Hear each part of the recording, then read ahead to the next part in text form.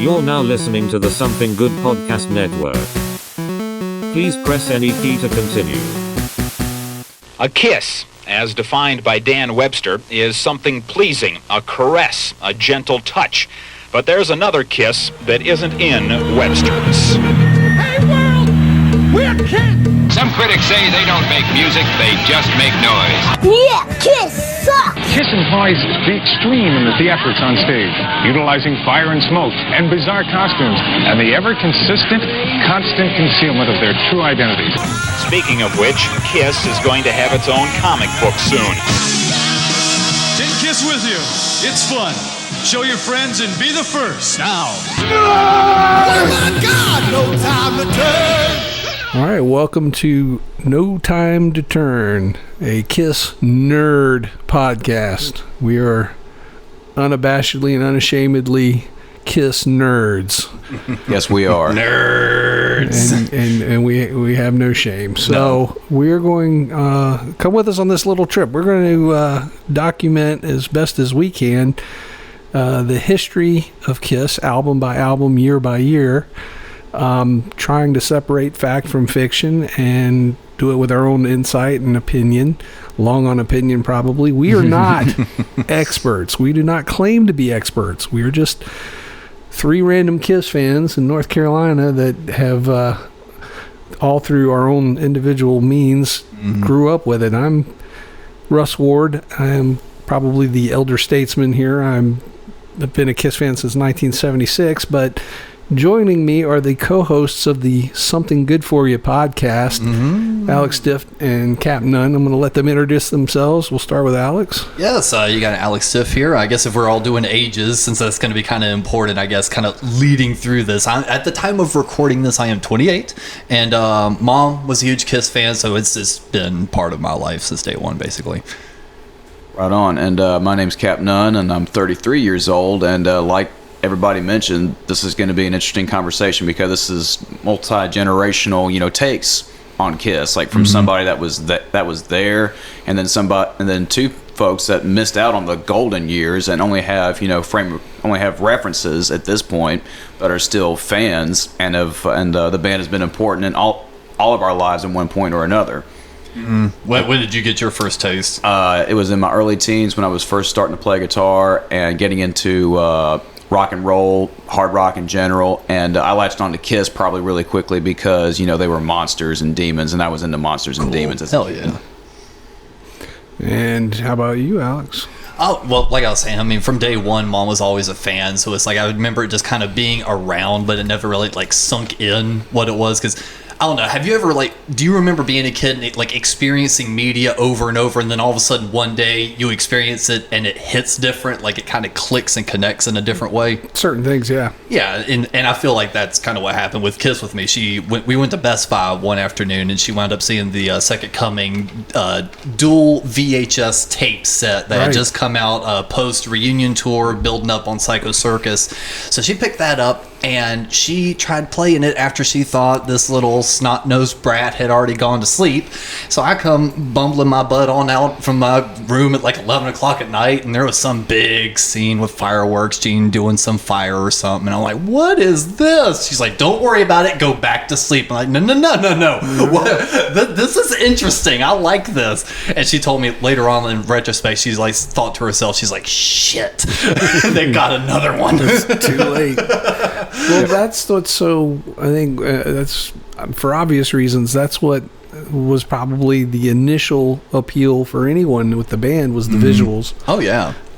I don't think that they would have had any history whatsoever if they did not have the music to back it up with. And I think that's very important. We'll talk about that as we chart this thing along.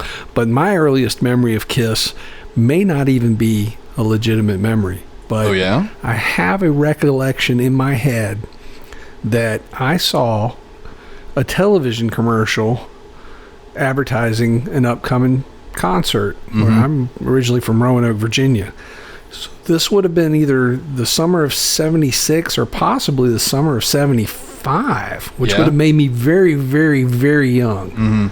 But my memory is it was like a stop motion kind of a thing. It was like, you know, like you could remember on the old VCR, you could do the advance frame deal. Yeah. So it was like that.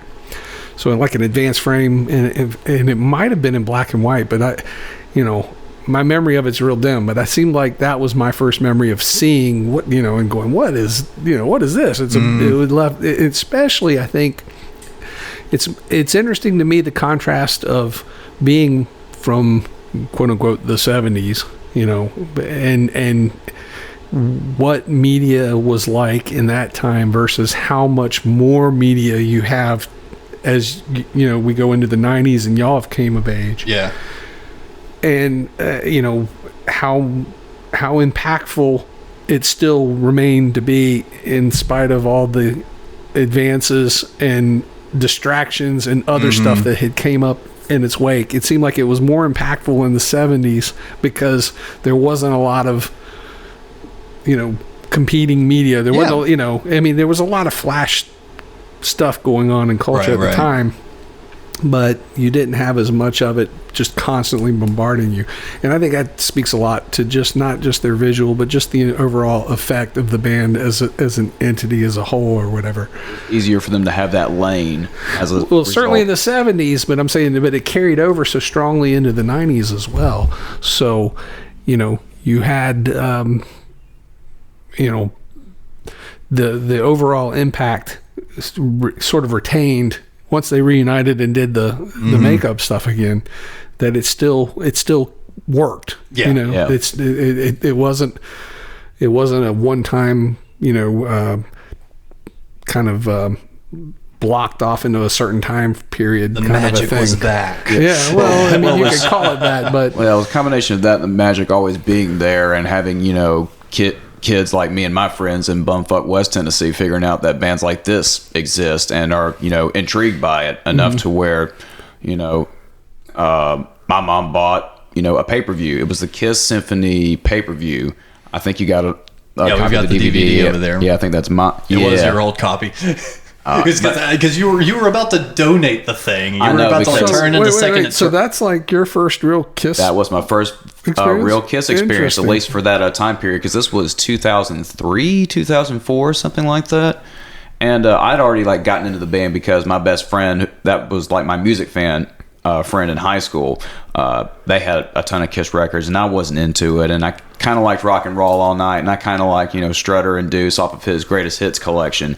It was the one with Ace and the Blue Face, Peter and the Green Face. It came out in 2000. He had a copy of that. The very best of the Kiss. very that best was kind of tied in with that 70s show special. I was gonna ask. It was definitely that one, and it wasn't until I got that pay-per-view that I was I loved the show and the songs were great, even though that's not fucking Ace Frehley playing guitar. It was Tommy Thayer. It was still those solos, and that was still that's still pretty cool. That's very late. It's very late. I was still, but yeah, exactly. So you're a novice nerd.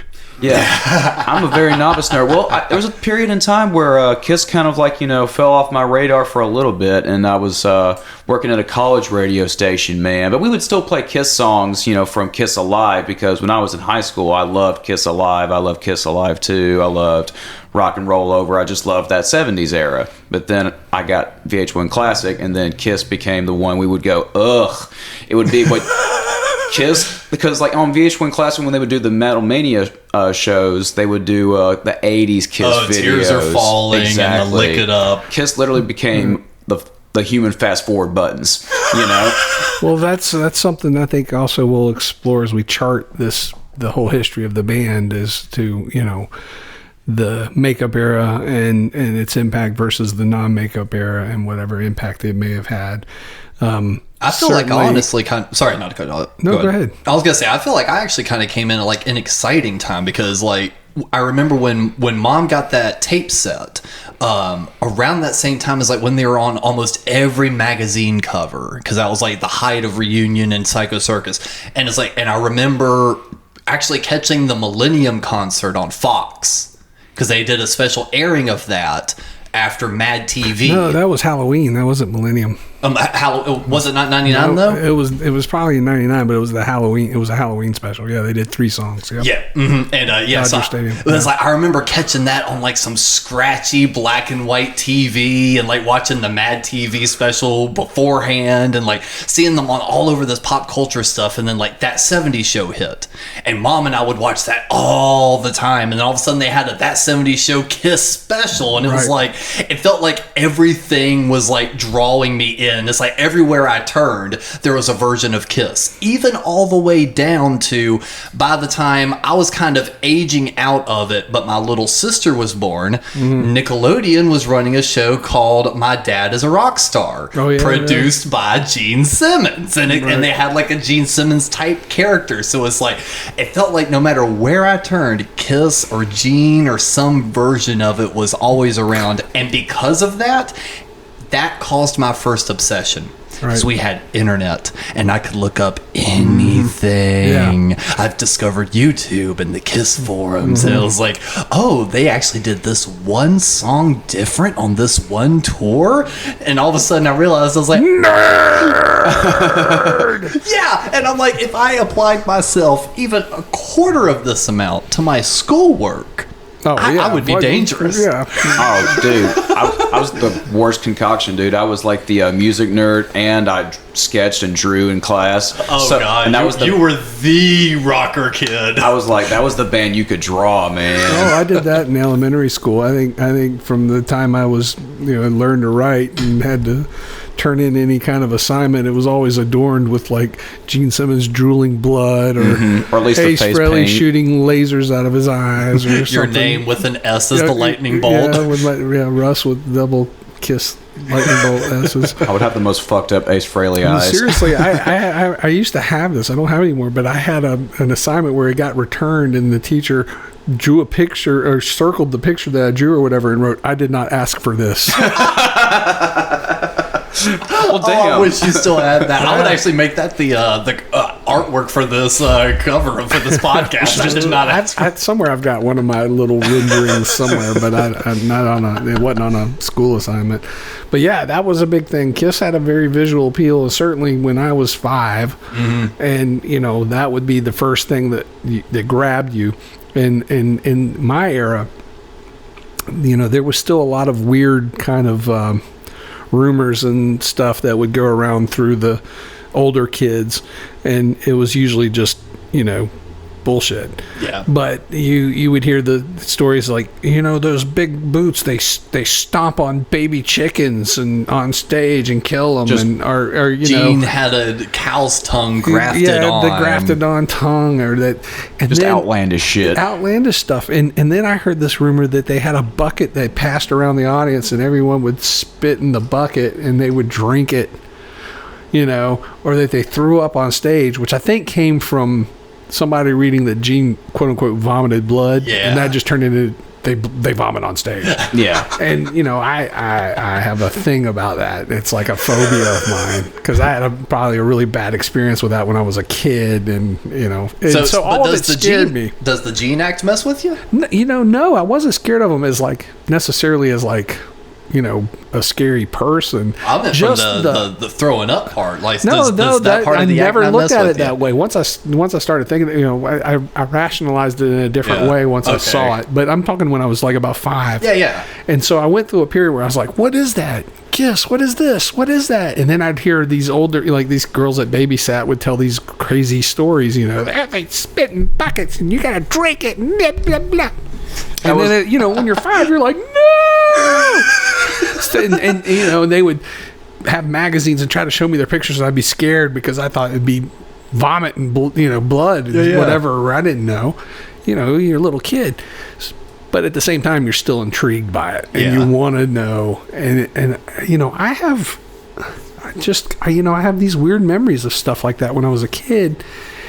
But I came from a very religious kind of background. My mom was very dogmatically religious and like Southern Baptist, not Catholic, which is like the Protestant version of Catholicism in a way, but with twice the guilt. Oh, wow. And she was vehemently against us, I had a brother, and we were just, she just was not hip to the Kiss thing at all. Mm-hmm.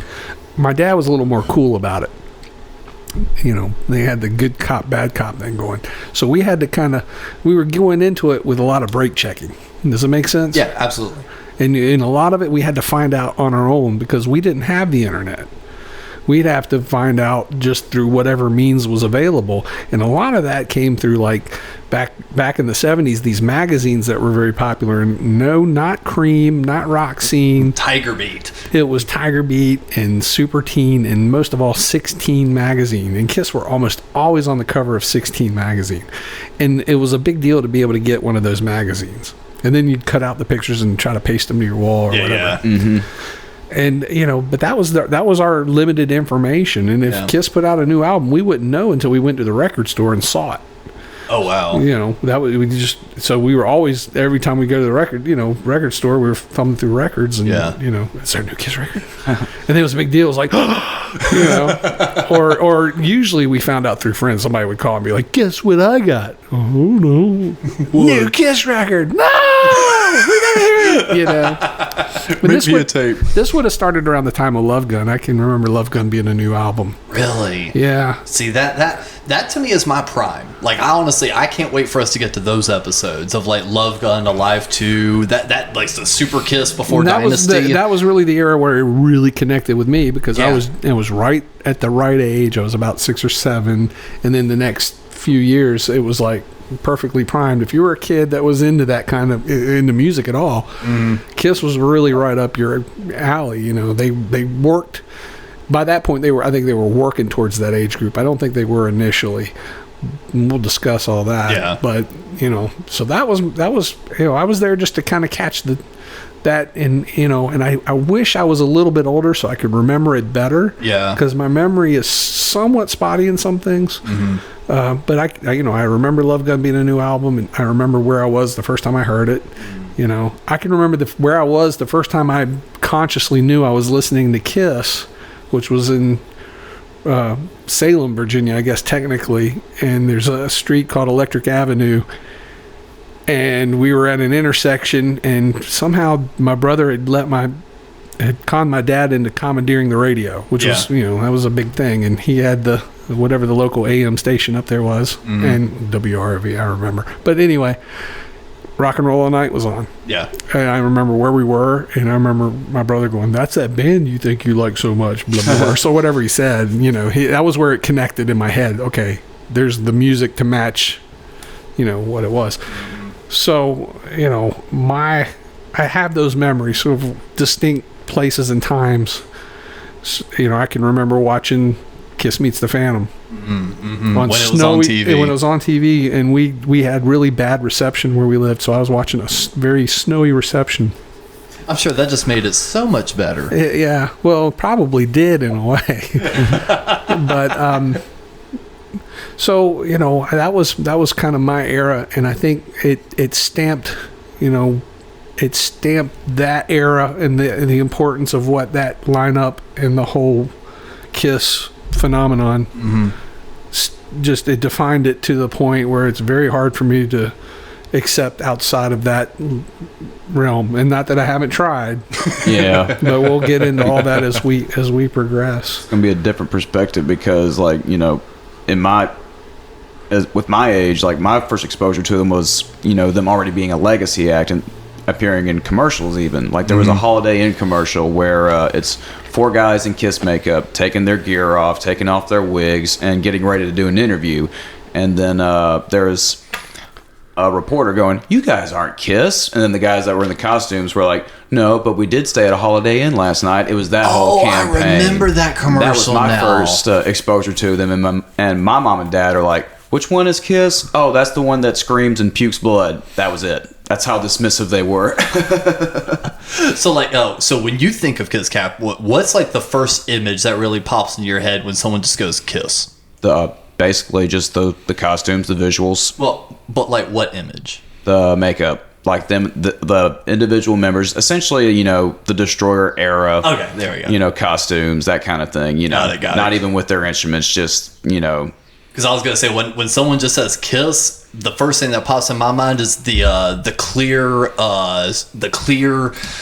plexiglass kind of squares they were all standing on the Love Gun photo shoot, and Ace had that alternate shiny costume. That's immediately what I think of when someone says Kiss. That to me is the pinnacle of the visual for me. Yeah, I can see that. That was they used that photo shoot in a lot of stuff back in the day. We had a notebook that had that picture or a picture from that on the thing, but that's something else we'll talk about, is how heavily merchandised they were. See, I always thought that was a great photo shoot, and during the Destroyer era, they did some against a red background, like just straight red. Okay. Like I've actually got a poster pull out of it upstairs. Those also looked really good. Yeah, there's they have such a long timeline that different people come in at different points. It's always interesting to see what their take is as they kind of get absorbed into it, and as to how nerdy they get. That's kind of what brought us to the table today, is that we all love Kiss and embrace ourselves as Kiss fans too. And it kind of took me a while to get back into being a diehard Kiss fan, just because I was kind of dismissive of them after a while, working college radio and getting serious music. What made you so dismissive of them? Again, a combination of being pounded in the head with 80s Kiss videos, and then kind of seeing it for what it was, and coming in a time where Paul and Gene were real upfront about how corporate Kiss became. It was already kind of joked about as that identity. Exactly, it was that kind of thing. And I still loved a ton of the songs. Like my best friend from high school and I would listen to 70s Kiss records all damn day.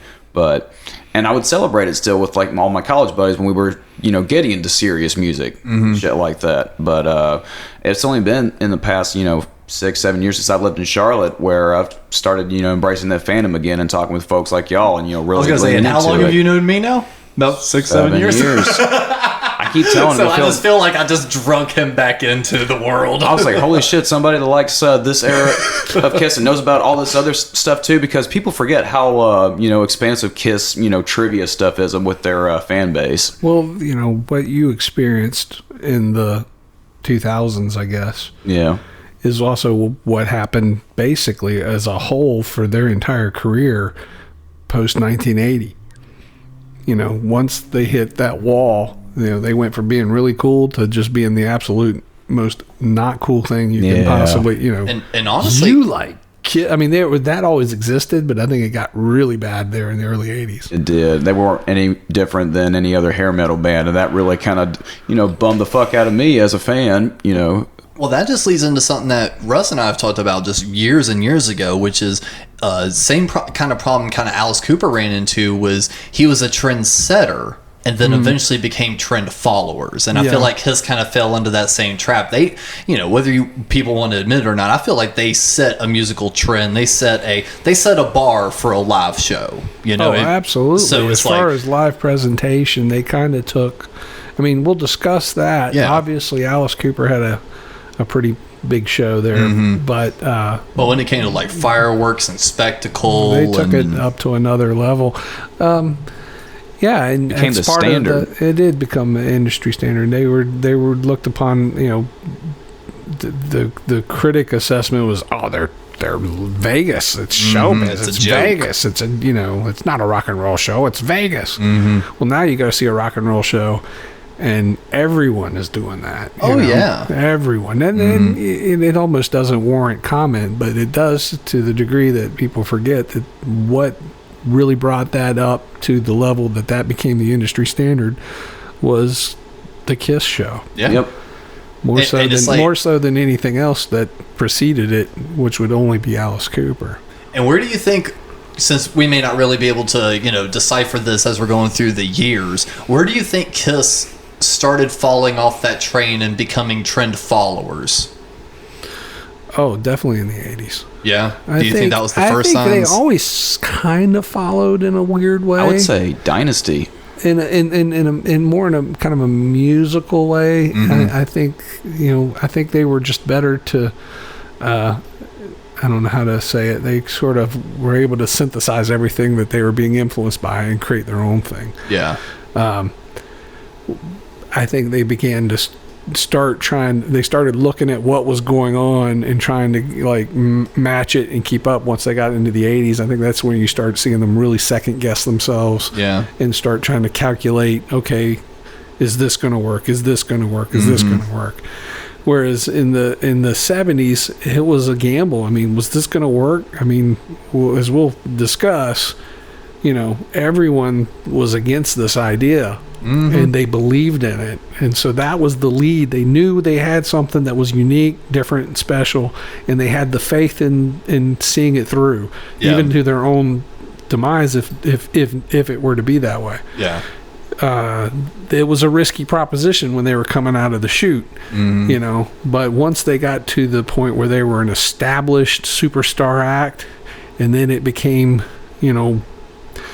for lack, no pun intended, larger than life, and you got to the era of what is sometimes referred to as super Kiss, then it became overkill and it dropped, and that's as soon as that drop came, that's when they started second guessing everything. Yeah, that makes sense. And it is, you can see why, but I don't think that it was necessarily something they should have done. No, not necessarily. Probably cover it more when we get to it, but with the Elder, that was their last,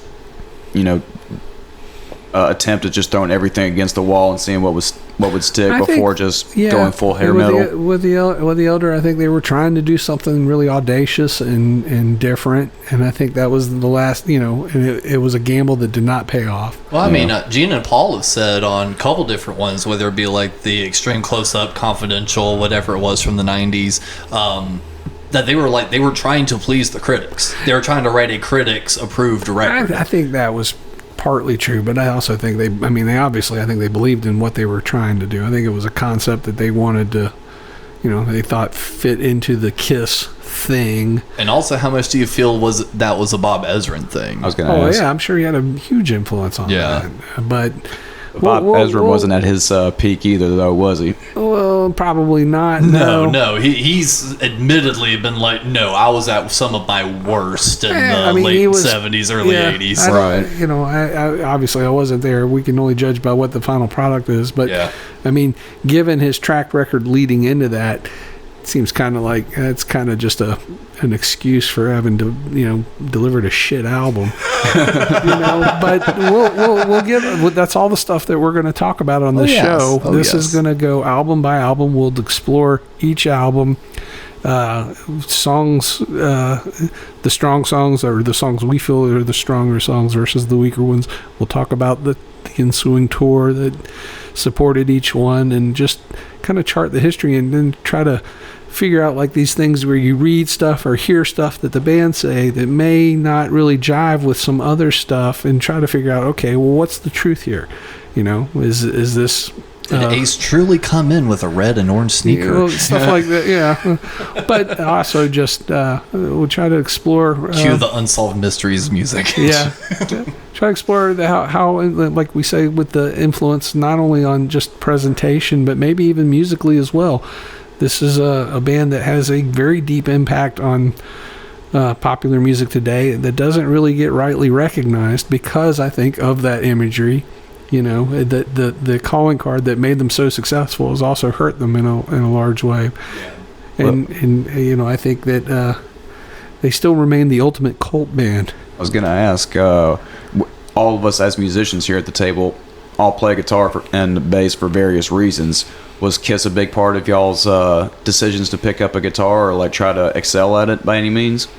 Well, I don't excel at guitar. Well, you know what I mean. No. But did it And oddly enough, not really for me, because I always felt like Kiss was the unattainable music for me playing, because it's actually, to throw out a little bit of family names, the person that taught me guitar was Jeff Young, Joe Young from Annie Scene, his brother.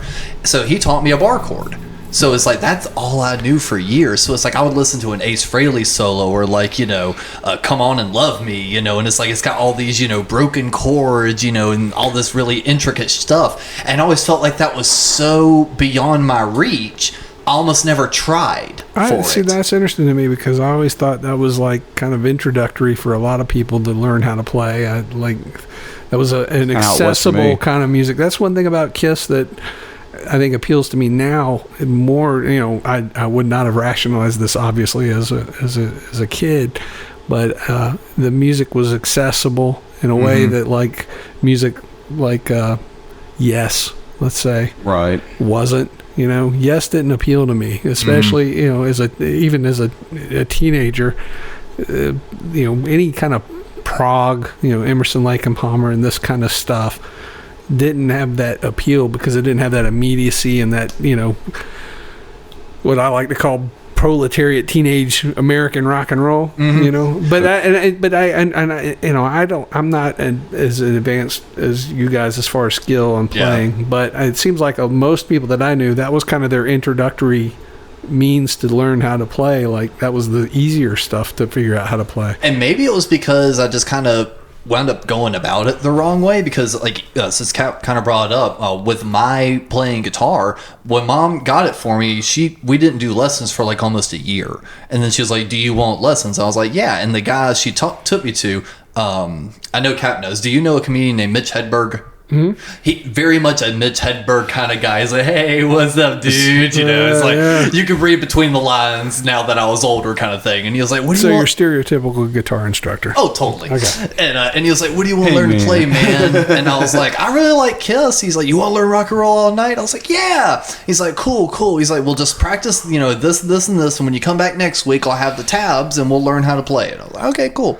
Come back the next week, and he's like showing me the big D chords and the A chords, and it's just like it felt so like above my pay grade, like just starting out, that it almost maybe kind of made me go, okay, well, this style of music requires a lot more of this finger work that I don't feel confident in. So I'm like, it's Ramones and Misfits for me because it's just the bar chord. Yeah, but you eventually got there. I think only within the last, I'd say 3 years have I really kind of started paying attention to Kiss music and actually started trying to play it. Wow. Like I was kind of scared of that kind of riffage and learning how to play it for that long because it just parts of it just did not connect. We should clarify that we kind of are more like punk rock types. Absolutely. Yeah. But Ace Frehley people are listening, they might go, "What? They couldn't play that? What did they?" No, we didn't. I was an unintelligent punk rock bar chord player until the last couple years when I started paying closer attention to Cap because he's a much more proficient guitar player than I am. Well, the point I was trying to get at was that all of us here at the table agree that Ace Frehley was like the fucking man to us. I still wanted to be Ace. I argue that Ace Frehley and I've got to qualify this by saying there's a difference, I think, between influence and inspiration. But I think Ace Frehley is probably the most inspirational guitarist. I'd agree with that. Maybe in the history of rock and roll. I think more people were inspired to pick up the guitar because of Ace. Not necessarily influenced by his style or his playing, but just inspired by the fact that he's fucking Ace, right? Yeah. And he was cool. He's the coolest guy and probably arguably the coolest member. And, I think more people were inspired to pick up a guitar because of Ace Frehley. I definitely agree with that. Than most, I think once they advanced to a certain level, they probably found other influences. And that's fair to say too. But as far as the inspiration to pick it up, to make the effort, I think Ace was probably for a generation the guy. Oh, I mean, he was the reason I wanted to be a quote unquote rock star. Yeah. He wasn't necessarily the reason I wanted to pick up a guitar, but it's like I would look at Ace on stage and go like, well, that's what I want. I want to be him. Right. It's just, I guess I was already just too self-aware, even as a kid, just being like, I'm not this talented. Y'all want to hear something really, really funny from when we were young? No, of course we don't on this podcast, Russ. We had a suspicion for a long time that Ace was a girl. Really? Yeah. This is a legit thing, y'all. Okay. This might have just been in my circle of friends, but we were like, I think Ace is a girl because he didn't sing. Yep. Because you were saying Love Gun was a new record, this is so prior nothing before to Love Gun. We didn't, and we didn't have any video or film or anything to watch And honestly, he did kind of have the wiriest, and almost he never had an open chest costume. It was always covered, And we were like, all good points. When you're like 6 or whatever, you're like, I think Ace is a girl. Yeah. Well, the thing is, like, just you explaining it right now, I'm like kind of putting myself in that mind frame, just ignoring fact, going like, holy fuck, I could see myself totally believing that. We were like convinced there for about, I don't know how long that lasted, but there for a minute we were like, Ace is a girl. He's a girl and no one knows it. But that was part of the appeal of Kiss that we had that y'all did not have, which was so much was not known. They protected their, to the point where you didn't know what they looked like. That was a big thing to try to figure out, I wonder what they look like. Well, to connect that, was there ever a Kiss mythology or lie or rumor, whatever, that you actually did believe for the longest time, only to find out through interviews or the internet being like, oh, wow, that was actually one of those urban legend things? I don't know. I think once I got to a certain point, I started kind of figuring it out. I'm not sure. So I don't recall anything after a point. Like, honestly, the idea that they were killing animals or any of that stuff, that fell to the wayside real quick. Yeah. I think we figured out, they can't be doing that. That's just absurd. The only one I actually believed for a minute was that Gene cut the string under his tongue. Yeah, I believed that one for a little bit. I did too. I don't think I ever believed any of that stuff. I can remember all those rumors and stuff, but I just thought that was, that he grafted a cow's tongue on. Yeah, for some reason that kind of stuff just seemed like we were just like, no. But I think part of it also was even if for some god awful reason that was actually had been proven true or something, we wanted to believe that all of it was legit. Yeah. Which of course the tongue was legit, but I'm just saying, I wanted to believe that, there was something magic, except when you're a kid, you want even if I knew better, I wanted it helped to heighten the experience. But going back to like not knowing all this stuff about them, I mean, we were just filling in the blanks with our own imaginations and trying to, it was just like you were trying to clue together because they were so bizarre and so different. And, you didn't know anything about them. And whatever was coming out was very controlled. Yeah. So. And what's interesting is I got a very opposite experience because my Kiss experience was seeing the glitz and the glamour. But again, with me kind of hopping on at that near the end of the reunion tour, farewell tour kind of era, that's when they were doing a lot more of like the classic album special where they were all of a sudden saying, hey, Alive wasn't quite as live as you always thought it was. Yeah. And then doing like the Kiss Rules the World thing where they were like kind of crapping on Kiss Meets the Phantom of the Park. Like they were all of a sudden not being so careful with their history. And that almost led me down the, well, what are some other hidden things about it? And that's when you would... I remember distinctly when Mom got the Bill Coin Stories CD. Oh, yeah. Wait, what? Loved that. Have you not listened to that yet? No. Ooh, it's all on YouTube, sir. I will send you the link. It's great. I don't know in what context it was. Russ might know. But Bill was being interviewed for something, and he had like a really nice microphone, like I think he just sat in the studio and just told some stories, and and like almost every track starts with, oh, here's a good story for you, yada yada yada, and he was like he's telling all these funny stories about Paul pulling a prank on some kid at a pool, and like he shat at the bottom of the pool and like told the guy it was his watch. No, the candy bar was a separate one. That was a different story. I don't know. I can't remember. It's been a while since I listened to it. Oh my god. Yeah, but like he's telling all these like goofy stories about them like early days on the road, and it's actually really cool. But back then you wouldn't have known any of that stuff, and if you'd heard it, then it would almost been like, that didn't happen. That's not true. Exactly, which is why I find it interesting that we both came in at almost like the height of their careers, because that was like their second height was their reunion. Well, by the time you came in, a lot of that stuff was known. You knew what they looked like. You knew the stories. We knew too much. Yeah, it comes to where it's like, you get to the Wizard of Oz. You get to the Wizard of Oz, and it's like, pay no attention to the man behind the curtain. Well, now that's Oz isn't the guy you've come to see. You've come to see the guy behind the curtain. And honestly, but I want to see, even though I know there's a guy behind the curtain, I want to see Oz. Yeah. Does it make sense? It does. And I think that's also maybe where we kind of differ, like in personality traits, because I almost feel like I remember myself trailing off as a Kiss fan until one day I went on Kiss Online and I saw this dude named Eric Singer in Peter Criss's makeup. Oh, yeah. I remember the day that was posted. Like, I was already a fan by that point, and I remember when it was posted. And I called Mom in. I was like, "Is this that same guy from like the '90s?" And like her mouth dropped. Like that was an upsetting moment in that house. That's something else that I can obviously I remember that wouldn't have flown in 1980 when Peter left the band. That was kind of I can remember when they brought in Eric Carr, right? Yeah. And I remember the first time, or at least I'm pretty sure the first time I can remember finally seeing, oh, here's the new guy. They were on the cover of People magazine. Oh, I think I actually know that photo you're talking about, yeah. And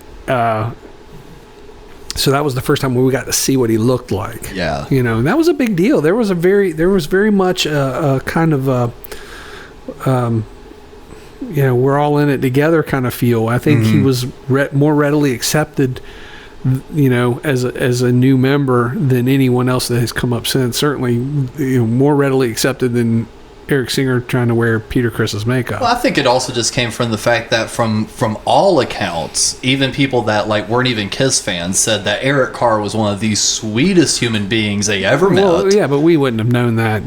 That's besides the point. It's I feel like that kind of thing does carry, though. Well, again, at the initial onset, you don't know anything about the guy. You know nothing. Okay, that's true. And I think I see what you mean. And that was almost like, and looking back, I look at that as like that was the last moment where they were still Kiss, like Kiss with capital K-I-S-S. And that was their last. That was it. After that, it was over.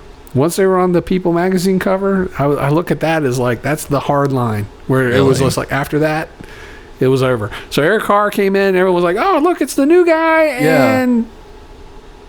Yeah, because the U.S. even the U.S. tour didn't do good. Yeah, they didn't tour, and I don't think it would have mattered anyway. I think they had overhyped it and overkilled it, and I we can discuss that when we get to it as to what could have been done differently that might have sustained it, but.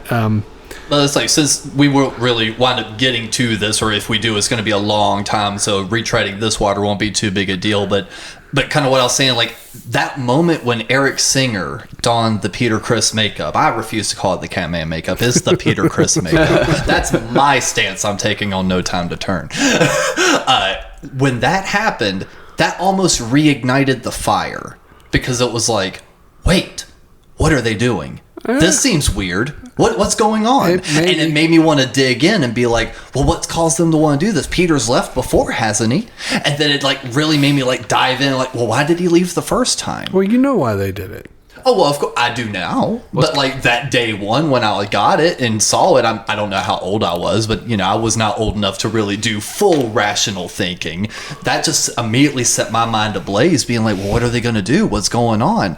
And then they did the Dick Clark anniversary special on ABC, and they kept hyping up that Kiss was going to be playing.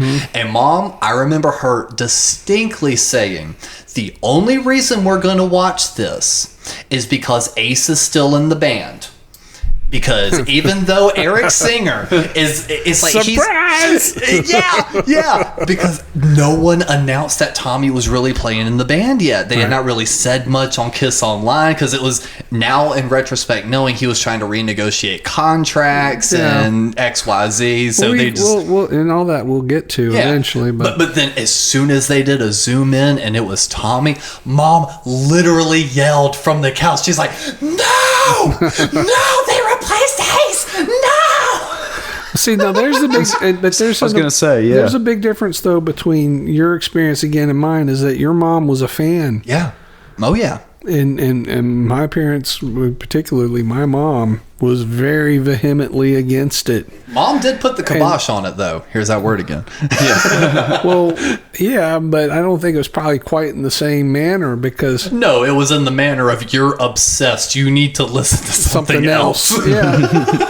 Well, we didn't even have that because, we had to sneak so much of what we had. Right. And, our early Kiss albums, when I say ours, they weren't ours. They were my brother's. But he was able... my memory is that he bought records off kids at school, and I think what he would do is he would embezzle his own lunch money, go without lunch until he came up with the $5, which was a lot of money for, in the late 70s. So he would have been like 10. Yeah, I was going to say what lunch was back then was like, what, 25, 50 cents? I don't know. I don't even think it was that much, but maybe I don't. Whatever. Whatever it still it probably was, took a few weeks. It took a while, and he would have to figure it out, and then he would have the record and be like, "Don't touch my records." And of course, as soon as he was out of the house, guess what? Time to listen to some Kiss. And I'd drag him off into my room and listen to him. Then I'd have to go and, but honestly, I can remember the first time I heard Detroit Rock City. Yeah. I have a very clear memory of that. I remember it was raining outside, and it was the Live 2 version. Okay.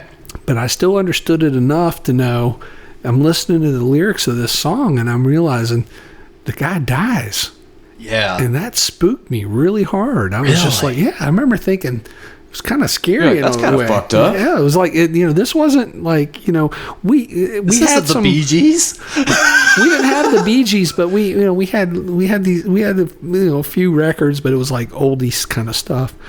And I like dark songs. I already had kind of looking back, I realized there was I like Dead Man's Curve was a favorite. Yeah. Oh wow, yeah. We just different stuff, but to have that song where the guy dies at the end was kind of like a big deal. I was like, man, that's a little different, because I would have again been 5, 6, 7, whatever I was. Yeah, I think that was the first Kiss song that I heard that I really, really liked. That made me go like, ooh, I want to play that again. Because I really liked the drums in it. Well, we had that. I remember Hotter Than Hell, which was kind of a big deal because it had the word hell on it. That was a dirty word. Oh yeah.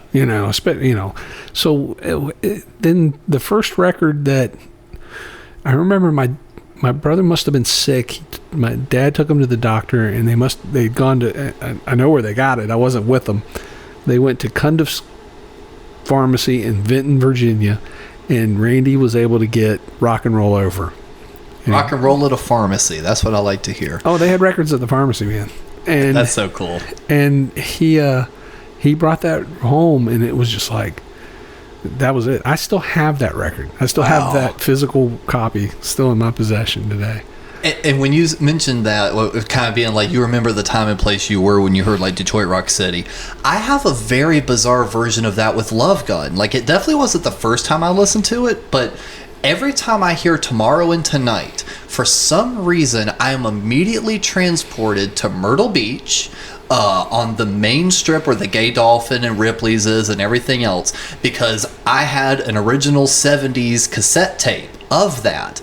And for I think I had just woken up from being in the back seat from like falling asleep on the car trip, and I had just woken up, and like the chorus of Tomorrow and Tonight like was popping right as I was like looking around, and it was like, we were at the beach and everything. So like that song still sticks in my head. Cool. It's like Tomorrow and Tonight is the beach song. See, I can remember going back to Love Gun, the person that had the Love Gun album was a girl that lived across the street from some friends of ours, and she brought it over to their house. And so I don't remember, the first song I can remember jumping off, or at least the way I remember it, is Almost Human. Really? Yeah, I don't know why that one, but that's a deep cut to kind of stick out. It just, but I can remember staring at the cover and listening to it on their stereo at their house. Mm-hmm. And it wasn't even my friend's copy. It was the girl across the street. She had it. You guys just had a whole network of people, didn't you? There was all these kind of kids that kind of, in the neighborhood. Boy, gosh, that goes back, though, I just, the first album I really consciously remember coming out, I can remember in '79 when before the album came out, the single for "I Was Made for Loving You" came out. My brother got that straight away. Yeah. And and of course right away we liked the flip side better, which was Hard Times. Yeah. And then I remember seeing the album at the store, and I was with my grandparents and somehow talked them into buying it. Okay. And took it home, and there it was, the new Kiss album, and that was the summer they came to Roanoke, Virginia, on the Dynasty tour, which was by that point it was a big deal. They were coming to. It was the return of Kiss. Yeah, and it was them coming to little old Roanoke, where they were the biggest band in the world at this point. And I can remember my dad gathering me and my brother up.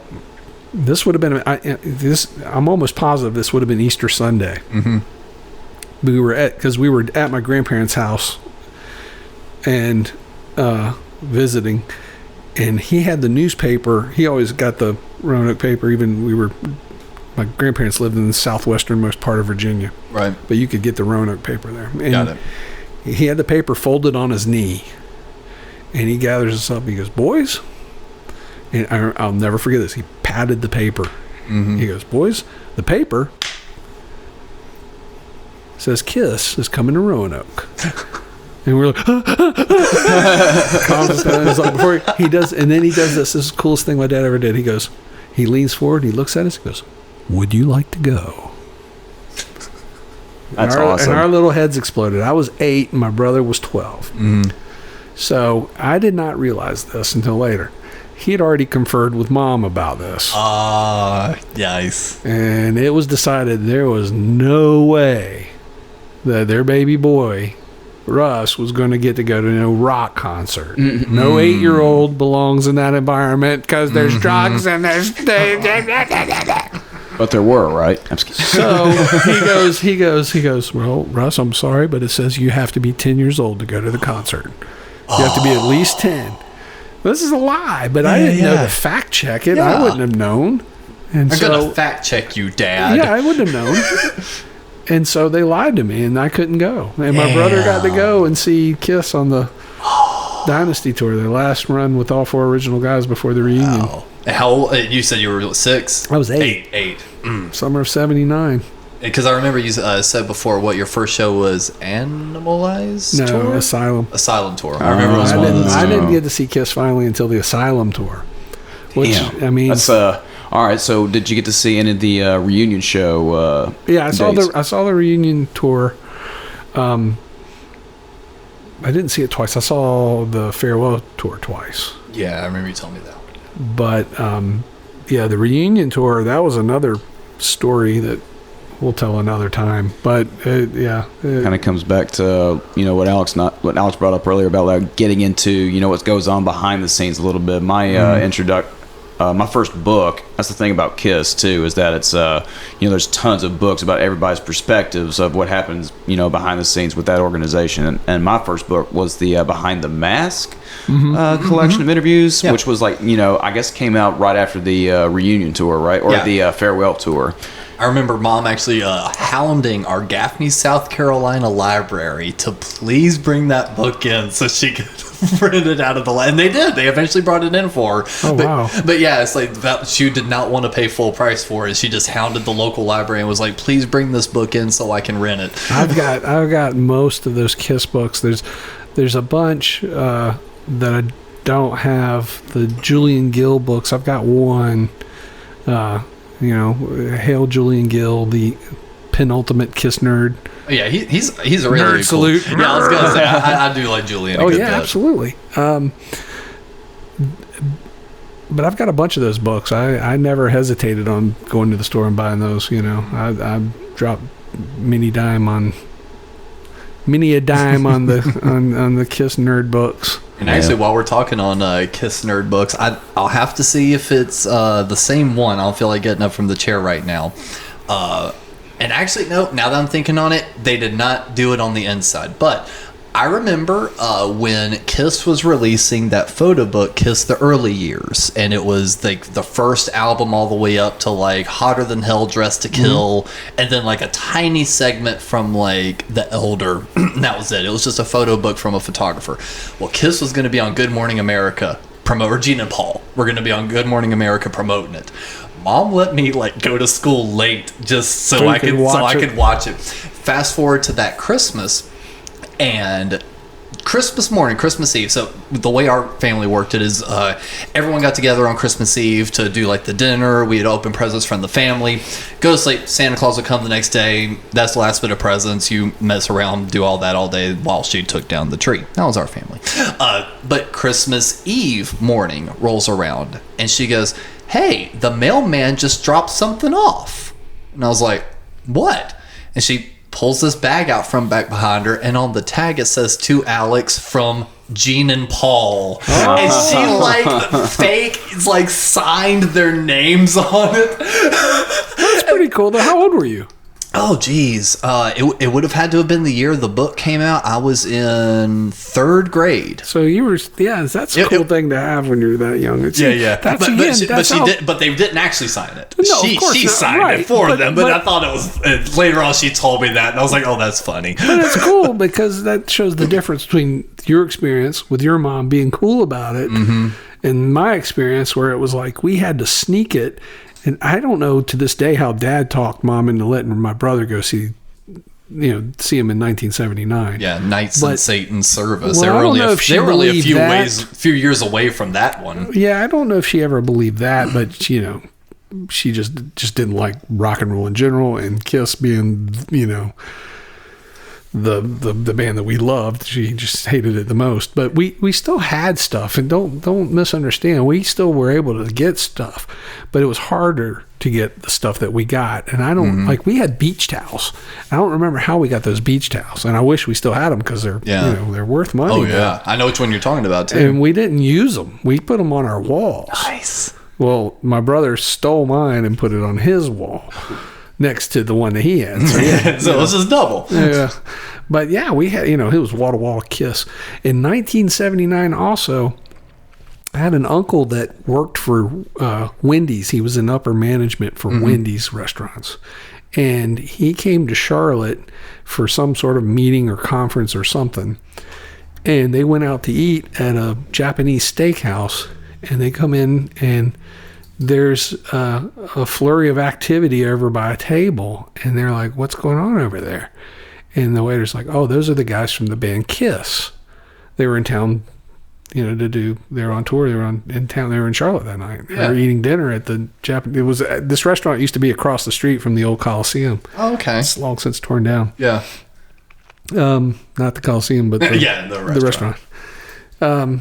And so he got their autographs. It was Gene and Paul. And this is in 1979. And he saw them and met them without their makeup, which we were just like, what do they look like? Well, did you do the whole getting double platinum, open it up, put the paper on it, do the little... Yeah, I was going to say, we got the solo albums and we try to trace their faces without the makeup design. No shit. That's awesome. Absolutely. We did all that stuff. But to have, my brother got those autographs. I wish, I don't know what happened to them, but they were on a menu. Yeah. Wow. And that's so you cool. made me think of that when you talk about getting that, having it signed. But that's how we would get stuff. We'd have to get it somehow secondhand or somehow manipulate somebody into it.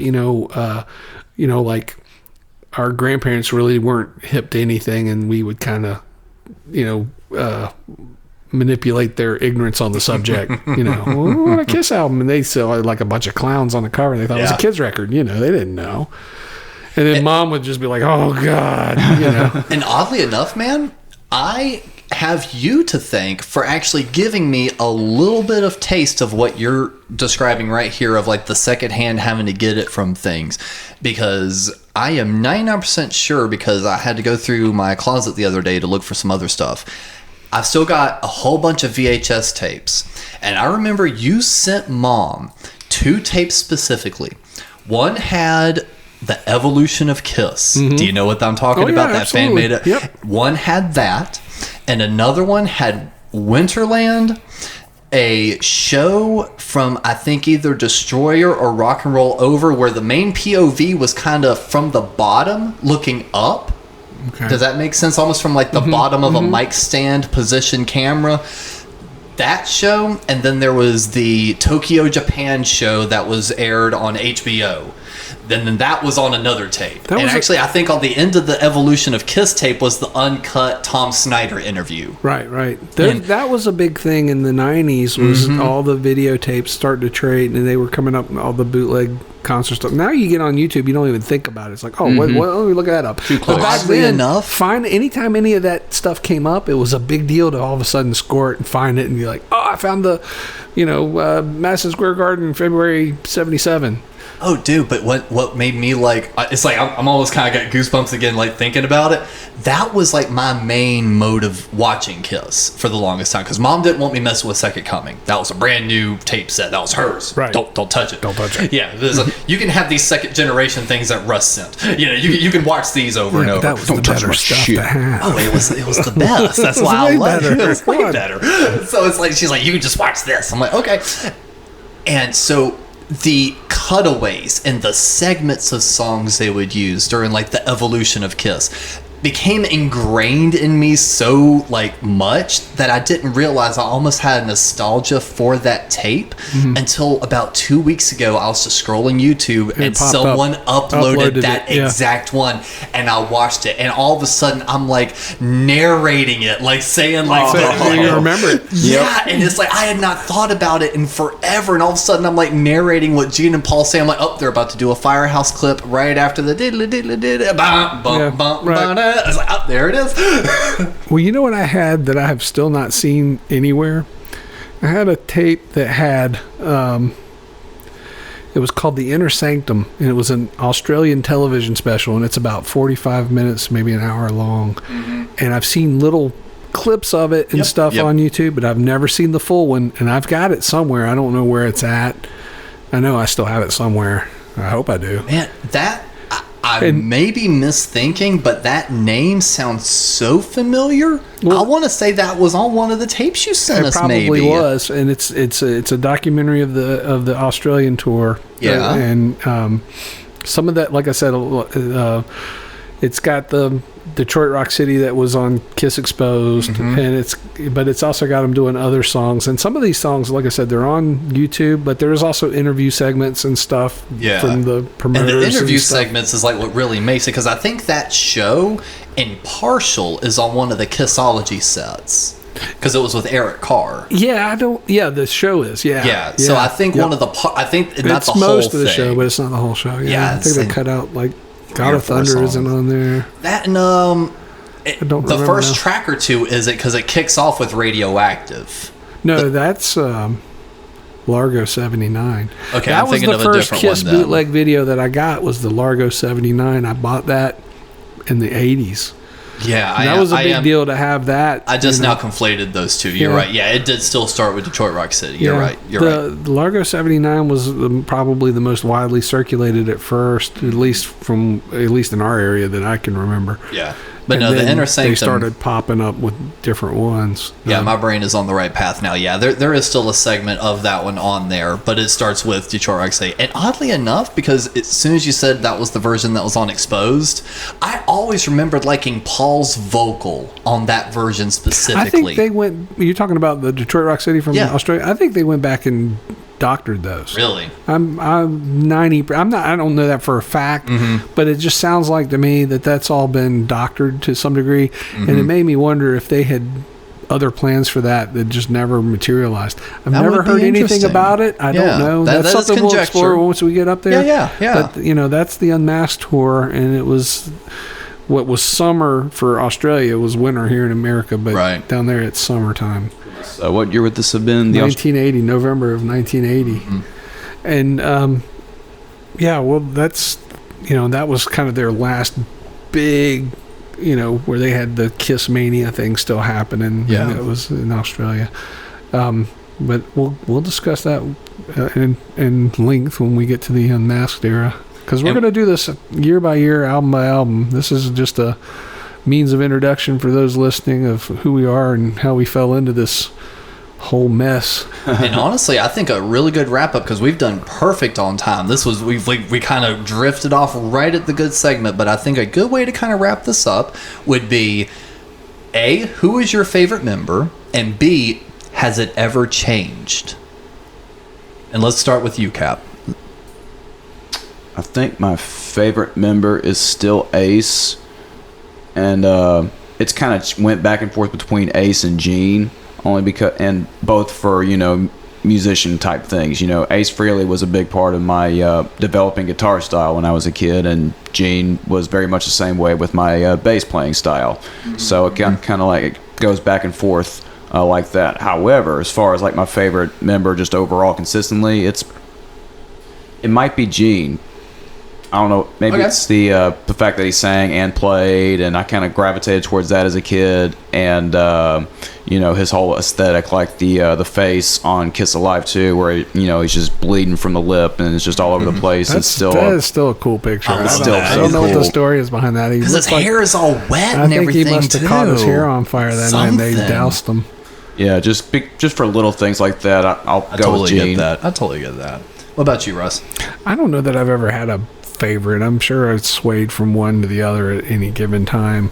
I suppose if I were going to be like someone held a gun and goes, "Who's your favorite?" I'd probably say Ace. Yeah. You know, the problem again that the difference is coming from an era when you knew nothing about them as individuals other than what was, you know, sold to you via 16 magazine or whatever. Yeah. And now you know too much about them, and it's like, I don't think I like these people very much. Yeah. You know? These are very good people. Regardless, it just seemed, you know, like Paul is so smug and condescending, and Gene is so arrogant, and Ace is just so dopey.